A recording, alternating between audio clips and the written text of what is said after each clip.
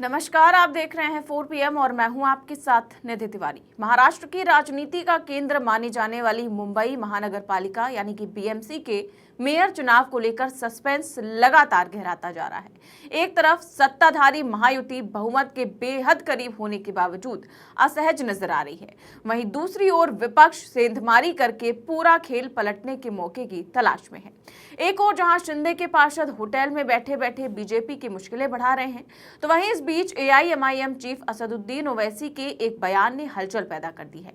उनके बयान से न सिर्फ विपक्ष को नई उम्मीद मिली है, बल्कि बीजेपी की टेंशन में इजाफा भी कर दिया है, क्योंकि अब बात सिर्फ केवल 8 पार्षदों की जरूरत पर आकर टिक गई है, जो रातों रात मुंबई की सत्ता की तस्वीर बदल सकते हैं। यही वजह है कि बीएमसी चुनाव में सबसे ज्यादा सीटें जीतकर भी नंबर गेम में चारों तरफ से घिर गई है बीजेपी। तो वो 8 पार्षद कौन से हैं जो इस वक्त मुंबई की राजनीति में सबसे जरूरी बन गए हैं, और कैसे ओवैसी के बयान से विपक्ष की ताकत बढ़ गई है, बताएंगे आपको अपनी इस रिपोर्ट में।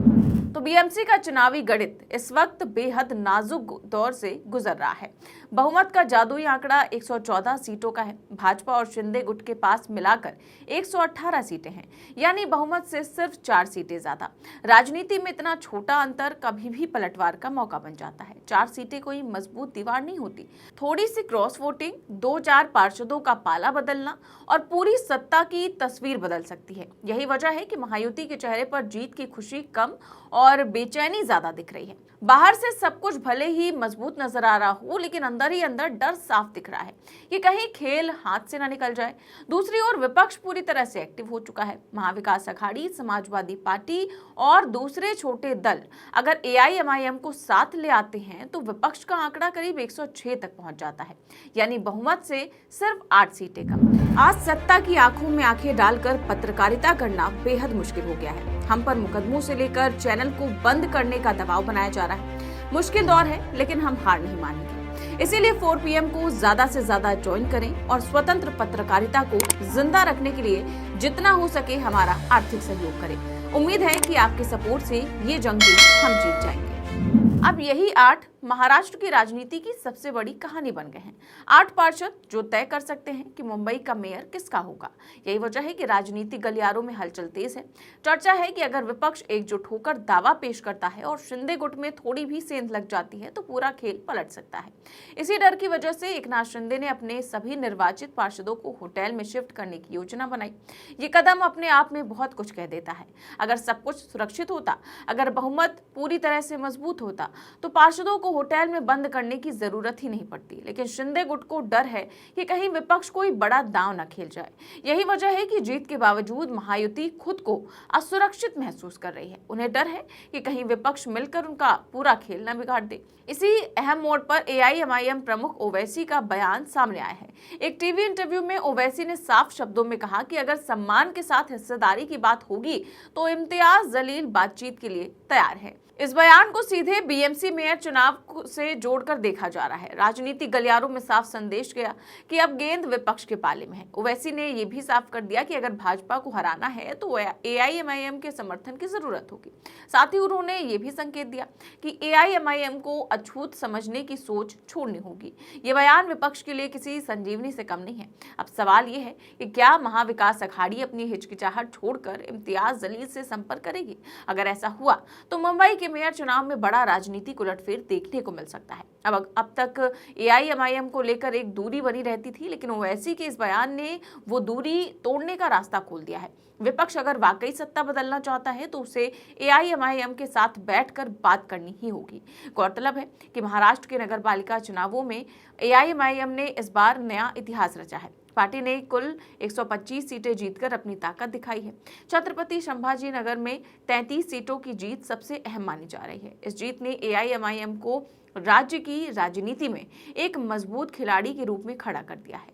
अब एआईएमआईएम सिर्फ एक छोटी पार्टी नहीं रही, बल्कि एक ऐसी ताकत बन गई है जिसे नजरअंदाज करना किसी के लिए भी आसान नहीं है। अब देखिए, एक तरफ जहां बीजेपी और शिंदे गुट बहुमत के आंकड़े को सुरक्षित रखने में जुटे हैं, तो वहीं दूसरी तरफ मेयर पद को लेकर खींचतान तेज हो गई है। बीजेपी सबसे ज्यादा सीटें जीतकर अपना मेयर बनाना चाहती है। लेकिन शिंदे गुट भी पीछे हटने के मूड में नहीं है। होटल में बैठे बैठे शिंदे के पार्षदों ने अपनी टांग अड़ा दी है। खबर है कि उप मुख्यमंत्री एकनाथ शिंदे ने बांद्रा के ताज लैंड्स एंड होटल में ठहरे अपने शिवसेना के 29 पार्षदों से रविवार रात मुलाकात की है।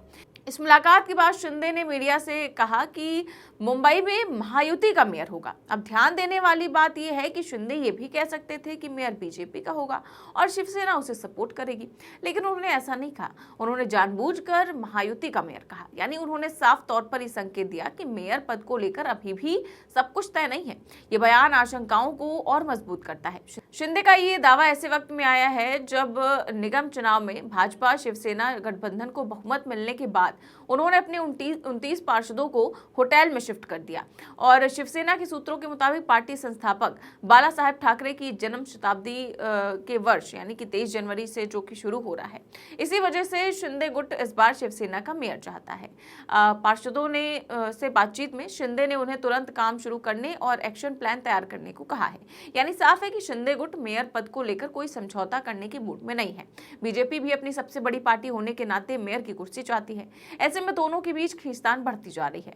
बाहर से भले ही सब कुछ एकजुट दिखाया जा रहा हो, लेकिन अंदर ही अंदर सत्ता की रस्साकशी जारी है। अब दूसरी तरफ विपक्ष भी पूरी तैयारी में है। उन्हें पता है कि बहुमत से सिर्फ 8 सीटें दूर हैं। अगर AIMIM का साथ मिल गया तो तस्वीर बदल सकती है। ओवैसी के बयान ने विपक्ष को खुला न्योता दे दिया है। अब गेंद महाविकास अघाड़ी के पाले में है।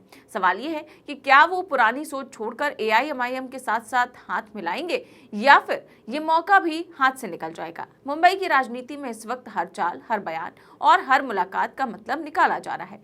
पार्षदों का होटल में शिफ्ट होना कोई मामूली बात नहीं है। ये साफ संकेत है कि अगर अंदर तक डर बैठ चुका है, अगर बहुमत की पूरी तरह से सुरक्षित होता तो किसी को इस तरह की रणनीति अपनाने की जरूरत नहीं पड़ती। बीजेपी और शिंदे गुट जानते हैं कि 4 सीटों का अंतर बहुत नाजुक होता है। विपक्ष भी जानता है कि 8 सीटें कोई नामुमकिन लक्ष्य नहीं है। बस इसी वक्त पर सही दांव खेलने की जरूरत है। यही वजह है कि पूरे महाराष्ट्र की नजरें अब BMC मेयर चुनाव पर टिकी हुई हैं। ओवैसी का बयान इस पूरे खेल में सबसे बड़ा टर्निंग पॉइंट बनकर उभरा है। उन्होंने साफ कर दिया है कि सम्मान के साथ बातचीत होगी तो AIMIM पीछे नहीं हटेगी। ये बयान सीधे तौर पर बीजेपी के खिलाफ मोर्चा खोलने का संकेत है। साथ ही ये विपक्ष के लिए एक मौका भी है कि वो एकजुट होकर सत्ता का समीकरण बदल सके। अब देखना यह है कि महाविकास अघाड़ी इस मौके को भुनाती है या नहीं। अगर विपक्ष एकजुट होता है और शिंदे गुट में जरा भी दरार पड़ती है तो मुंबई का मेयर विपक्ष का हो सकता है। लेकिन अगर आपसी मतभेद और हिचकिचाहट जारी रही तो महायुति किसी भी तरह अपनी सरकार बचा सकती है। फिलहाल हालात बेहद नाजुक हैं। 4 सीटों की बढ़त और 8 सीटों की कमी ने पूरी राजनीति को हिला कर रख दिया है। होटल की दीवारों के अंदर बैठकर रणनीति बन रही है, वहीं बाहर विपक्ष नए समीकरण की तलाश में है। मुंबई की सत्ता का फैसला अब सिर्फ नंबरों का नहीं बल्कि चालों और बयानों का खेल बन चुका है।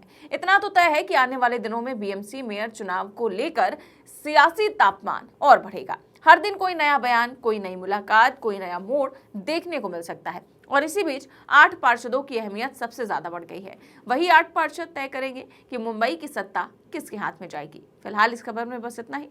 देश और दुनिया की तमाम बड़ी खबर जानने के लिए देखते रहिए 4PM न्यूज नेटवर्क। चैनल को सब्सक्राइब भी करिए और ज्वाइन भी करिए। नमस्कार।